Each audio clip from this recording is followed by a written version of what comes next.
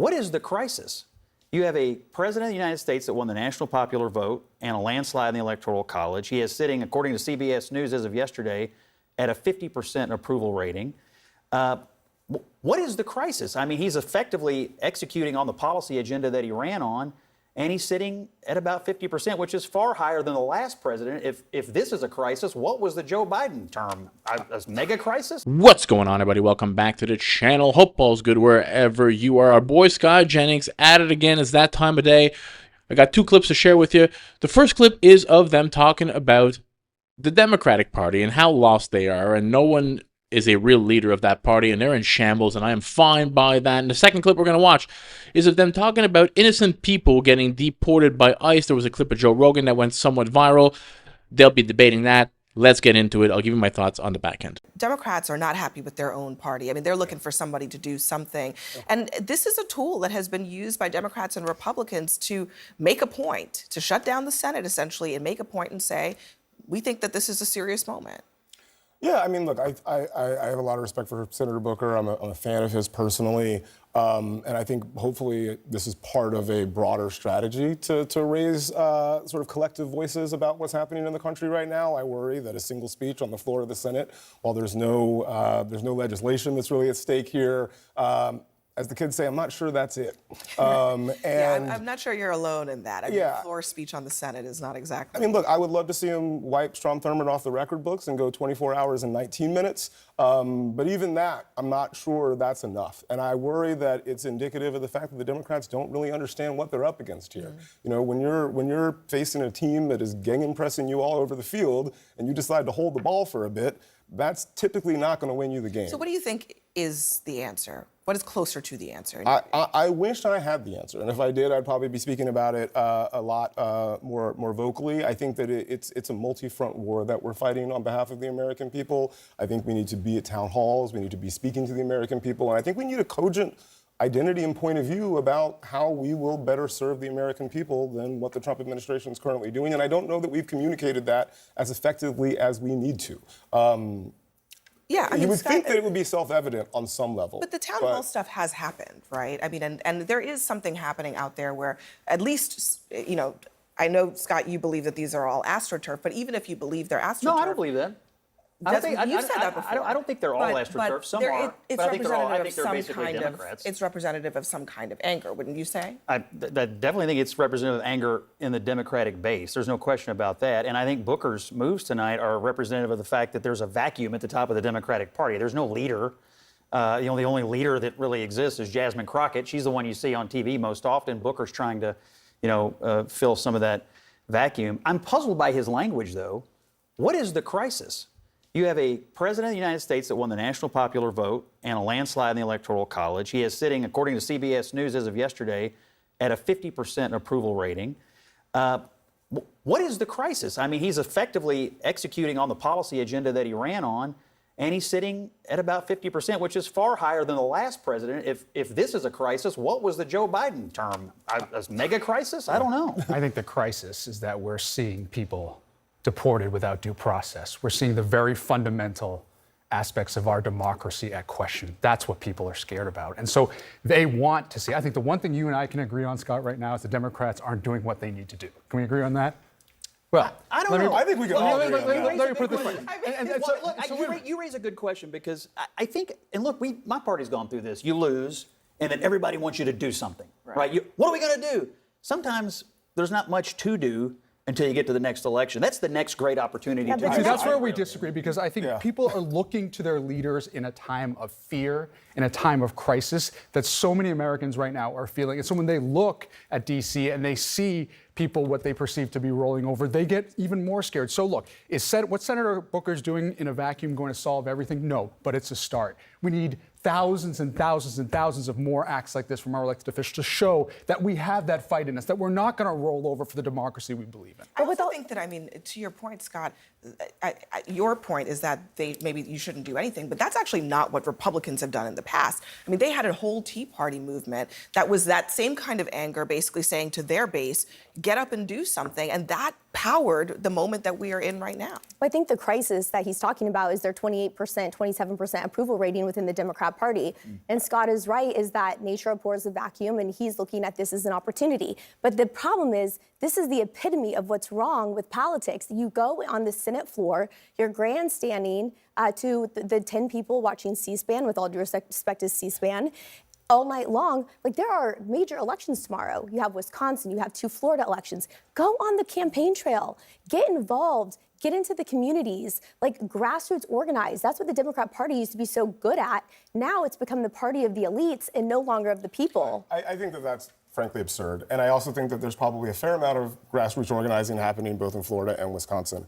I think that the crisis that Senator Booker is referring to probably has something to do with the fact that we have the world's richest man offering $1 million to people who sign a petition who say that they want to see activist judges removed from the court. I think the crisis that Senator Booker is talking about is a president who, take him however seriously you want to, says that he would entertain the idea and has explored the possibility of a 3rd term. I think the crisis that we're talking about is just a violation up and down the government of both laws and norms that we have all, frankly, taken for granted. So Booker is not the only person talking about a crisis. I mean, you brought up Wisconsin. Here's Elon Musk in Wisconsin basically saying that this election could mean the end of Western civilization. Whichever party controls the House, it to a significant degree controls the country, which then steers the course of Western civilization. So it's like, I feel like this is one of those things that may not seem that it's going to affect the entire destiny of humanity, but I think it will. And that seems a little hyperbolic to me. Well, I don't agree, but I do think he was addressing. You don't agree with Musk or? No, I don't agree that it's hyperbolic. I think the future of Western civilization is very much in the balance right now, and I think it's one of the reasons the American people. Because of the Wisconsin State Supreme Court. I think all elections right now are vital, and he was appealing to, and he knows the issues with the Republicans right now. We've gathered all these people into the party who are low propensity voters. They vote in presidential. They vote when Trump's on the ballot. Sometimes they vote when Trump's on the ballot and leave everything else blank. And he's trying to rally them to understand that all elections have consequences, whether you're in Florida or Wisconsin or you're voting for President of the United States. I think that message is a vital message, and it's one of the reasons I think Trump won. I want to understand it, though. What is the end of Western civilization? Explain that. I mean, it is the future of Western civilization all over this world is in the balance right now. When you look at what's going on in Europe, they're throwing political opposition in jail. Free speech is under assault everywhere you turn. I mean, everything that we have built in this country, the tenets of Western civilization, the fundamental values that the country has been built on, Republicans and conservatives believe are under assault. The November election was the beginning of the pushback on that assault, but it's not over. You mentioned, but you mentioned free speech, which we already know that people are being deported on the basis of not being able to have certain types of speech that this administration doesn't like. I mean, those are things that are happening right now in this country. You're talking about Europe, but that's happening here. Yeah, well, I would remind you that over the course of the last several years, the left in this country has undertaken a massive effort to suppress the speech of conservatives. And to this day, the message from the left is, I think if you don't say what we like, we will engage in violent acts against you. I'll let you in, Dan, in a second, but let's just concede. I'll concede. Maybe the left went overboard on speech, but you also have an administration literally searching code words and canceling grants based on words that are being used, that are trying to stop news organizations from covering the president because they don't want to use certain words that this administration prefers. So you have to be kind of fair about when speech is being punished on both sides, not just when it offends your political affiliation. But Dan, look, I think that's precisely right. The reality is, if we as the United States want to perceive ourselves to be the beacon of what Western civilization should be, I think there's a lot of reason to be very afraid of what we're seeing right now. When we talked about the deportations, we talk about the lack of the respect of co-equal branches of government. People feel this, that it scares them. And when they see things like the whole Signal Gate last week and no one has faced a single consequence, you want to talk about people checking out? People have checked out because they say this is a president who doesn't hinder any consequences on his people when they make a mistake. This is the Secretary of Defense who is not treating sensitive information of American soldiers at risk with the proper care that it deserves, and no one is facing consequences. That's when people check out and realize that their democracy may not be what they thought it was. Yeah, Jasmine Crockett is not somebody you would want as a leader of your party. She's good for some clicks and to talk about, but this is not somebody that I think the Democratic base would rally around anyway. I hope she becomes the leader. Don't get me wrong. I want her in AOC. I want an AOC and Jasmine Crockett ticket, if that's at all possible, because I would love to see J.D. Vance debate one of those two, or both of them at the same time for that matter. That would give me so much joy in 4 years from now. Now let's get to the clip of them talking about innocent people getting caught up in the ICE deportation. And I gotta say, if you're a national American citizen, you got caught up and deported to a jail in another country, that would be an actual horrible thing. But let's get to the clip. Honestly, that's basic stuff. In fact, if you violate the law, that's exactly when due process kicks in, because you get to have a hearing of some kind to determine whether or not the case against you is true. I don't understand why that's even something a congressperson would say. Well, just to the overall premise, President Trump was elected by the American people to secure the border, end human trafficking, and defeat the drug cartels. Hands down, that is what the American people are expecting from him. Just last night, there was 17 additional illegal aliens that were deported, 6 of them who were had raped children. Like, these are people who need to go. The administration has made it very clear I that they are agree. prioritizing criminals. I'm going to interrupt because I want to make sure we're staying on the premise here. It's not about actually those people who, you named the 17 of them, had final orders of deportation. They had actually had their cases adjudicated.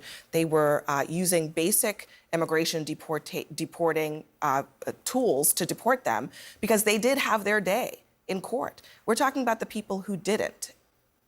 But the bottom line is that, first of all, they're doing it very quickly. They're deporting illegal alien criminals. The one thing that I will say is that there's a lot of information that we don't know that Department of Homeland Security does have. They're doing their job. They have the intelligence. It may not be shared publicly, but some of it may not be able to be shared publicly at this with point. the courts either. Go ahead. They're not doing that. The person that Joe Rogan was talking about, and I actually think he might have been conflating multiple cases, is the story of a gay makeup artist named Andre who had some crown tattoos with the name Mom on them. There's still so much we don't know about that. Are you suggesting that the gay makeup artist is a member of Tren de Aragua, which was the accusation? That was the stated claim. And by the way, there are many more of them. There are 3. The reason why I think Joe Rogan is a little bit confused, he mentioned a gay barber. It's actually a gay makeup artist. He might have also been a barber. I found in a 5-minute Google search 3 separate barbers who were sort of rounded up because of their tattoos that were apparently Tren de Agua tattoos. One of them is the Nike Jumpman logo.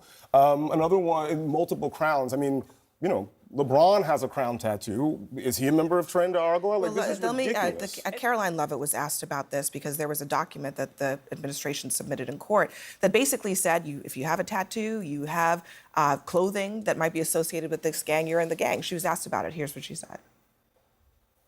You can get classified by simply having certain symbols in your tattoos and wearing certain streetwear brands. That alone is enough to get someone classified as TDA and sent to El Salvador.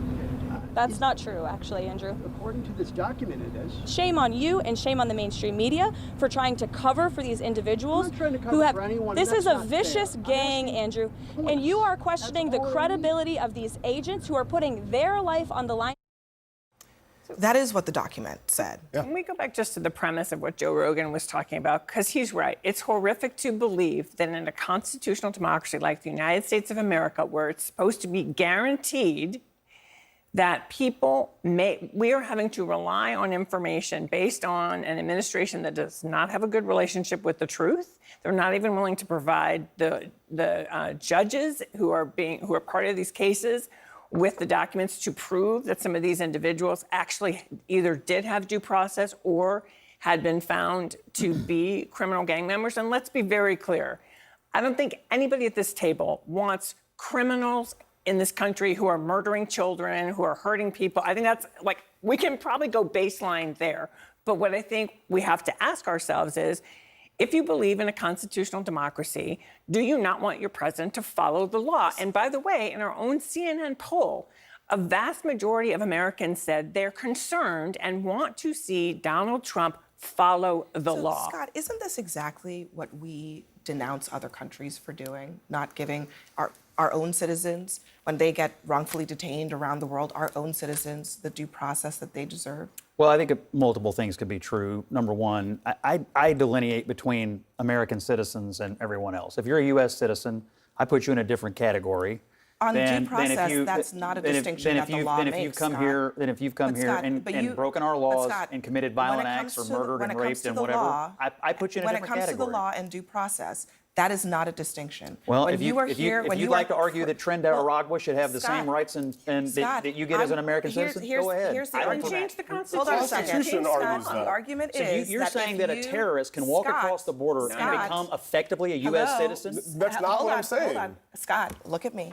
Okay. Yeah, let's give the host you and I are Welcome talking. back. You and I are Let's give her talking. respect. Okay. It's not What treat her I'm saying disrespectfully. to you is that the law does not make a distinction between U.S. citizens and everybody else when it comes to being accused of crimes. Are you saying that that should not be in place? That if you happen to not be a citizen, you get to be thrown into a jail with no process at all? I'm saying that these people are effectively terrorists. They walked across our borders illegally. Okay. They are violent, and I don't really want them but here. But doesn't the government have to prove that they are who they say they are? Correct. I That's think all we're saying. That's all. I think. I mean, you can say it. Eventually- it's not a concession that you like Trinidad. It's just a question of the basics of civics in this country. I think eventually the government will have to show all of its cards on everybody that they have detained, deported, or done anything to in this arena. But there is no doubt that the Trump administration is rounding up effectively terrorists who came across here illegally, committed horrific acts, and do not need to be in this country. They are doing that, perhaps, but they're also doing a lot of other things too. And that's why the courts are asking questions about it. Now, they've not come out and said anything about if this actually happened or not, so let's see. Maybe it didn't. But back to the video, I'm with Scott Jennings here. I think that, look, you're either an American citizen or you're not. If you're not an American citizen and you get here illegally and you stay in the country, you F around and you find out this might happen to you. So don't break the law.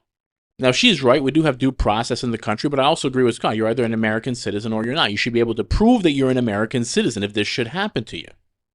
It shouldn't be that hard to prove this. If you came here illegally and you stayed in the country, you F around, you find out. Now, do I think that somebody who came here illegally should automatically be deported to a foreign prison in Venezuela and put in there with a bunch of gang members if you're like a gay hairdresser? No, I think you should be deported, but I don't think that should be the case for you unless you're a, again, violent criminal. But you should definitely be deported. Now, it looks like this guy was an American citizen, or at least went through the right processes about getting his citizenship. Let's assume that is true and that everything he did was by the book. He's an American citizen, came here legally, is working at his work. Well, that would be a horrible thing if that happened, that he got rounded up and, again, put in a prison in a foreign country with a bunch of murderous gang members and rapists. That would definitely not be pleasant. Now, we don't know if this happened yet or not. There's no, the details are not all out there. Maybe they are by the time this video is released. I'm all for accountability. I have no problem with organizations, governments making mistakes,